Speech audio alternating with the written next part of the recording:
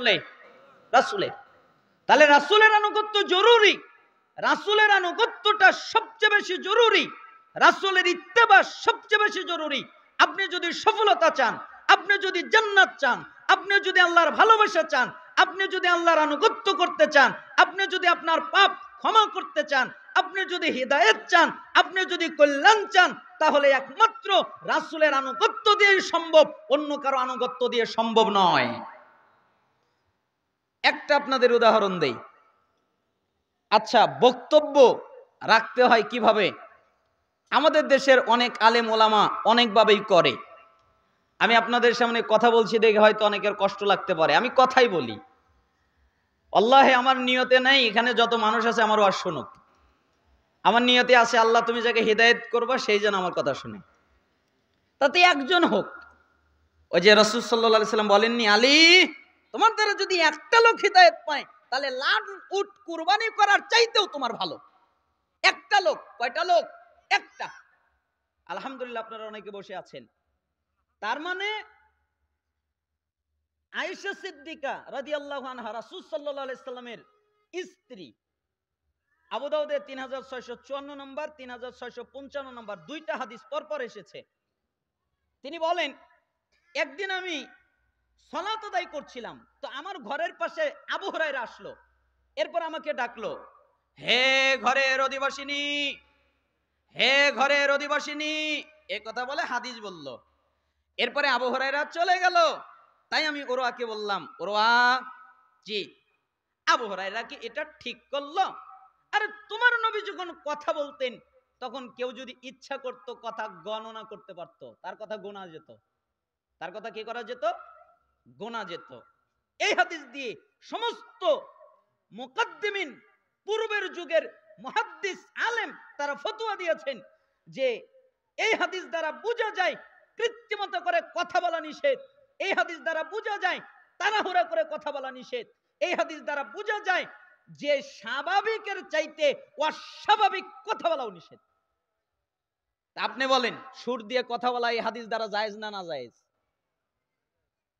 সুর দিয়ে কথা বলা জায়েজ? গুনতে পারবেন? সুর দিয়ে কথা বললে কথা গণনা করা যায়? কথা গণনা করতে চাইলে স্বাভাবিক অর্থে কথা বলতে হয়, যাতে মানুষ কথা বুঝতে পারে। আর কথা বলতে হয় মাতৃভাষায়, নিজের ভাষায়, যেই ভাষা নিজে বোঝে, যেই ভাষা দিয়ে মানুষকে ভালো বুঝাতে পারে ওই ভাষায়।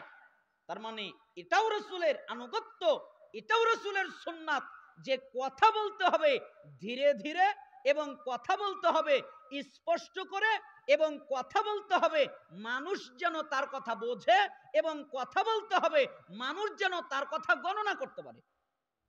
তাই না? কয় যে বক্তা খুব ওয়াজ করে, বাপের বেটা খুব বলতে পারে। তো বাড়িতে যখন গেছে তখন জিজ্ঞেস করেছে কি বললো, কয় কি যে বললো, মানে কি যে বললো এটা আর মনে নেই, বলতে পারে এটাই জানে। এরকম বক্তব্য শুনলে লাভ হবে?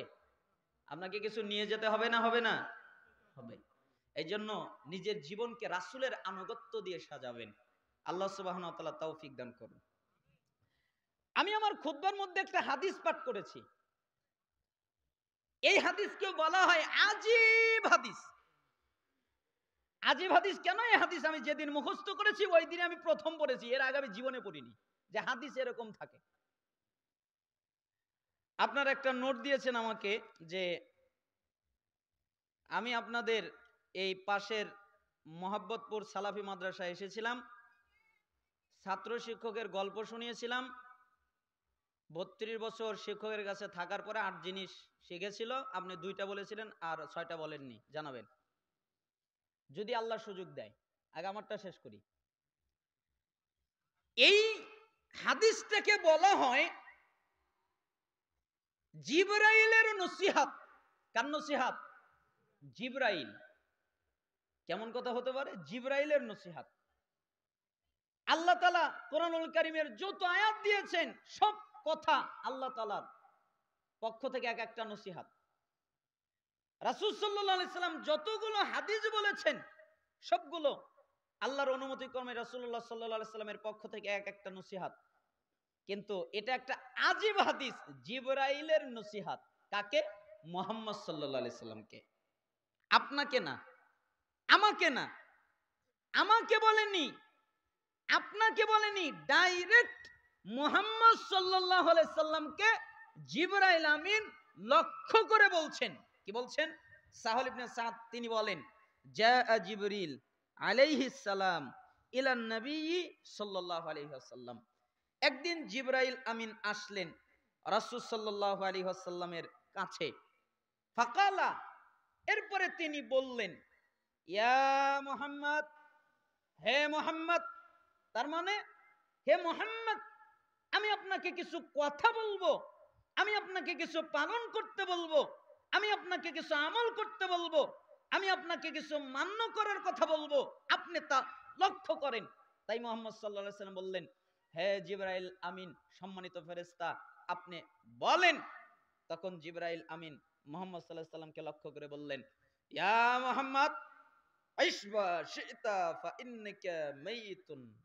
মুহাম্মদ, আল্লাহর নবী, শোনেন, আপনি শোনেন, যতদিন খুশি আপনি জীবন যাপন করেন, যতদিন খুশি আপনি জীবন যাপন করেন, কিন্তু মনে রাখেন আপনি মারা যাবেন। কি যাবে? মারা। না আপনারা কি মনে করেন? আমাদের বাস্তব একটা সত্য কথা তিক্ত হলেও যে আমাদের প্রত্যেকের মৃত্যু অনিবার্য সত্য, ঠিক না? নাকি এরকম কেউ আছে যে এর মৃত্যু হবে না? জিবরাইল আমিন নবীকে বলছেন আপনি মারা যাবেন। কোন নবীকে? যেই নবীকে আল্লাহ বলেছিলেন মুহাম্মদ, জি, জিবরাইলকে বলে দিয়েছিলেন, জিবরাইল, জি, তুমি মুহাম্মদের কাছে এই প্রস্তাব দাও। মালাকুল মাউতকে বলেছিলেন, মালাকুল মাউত,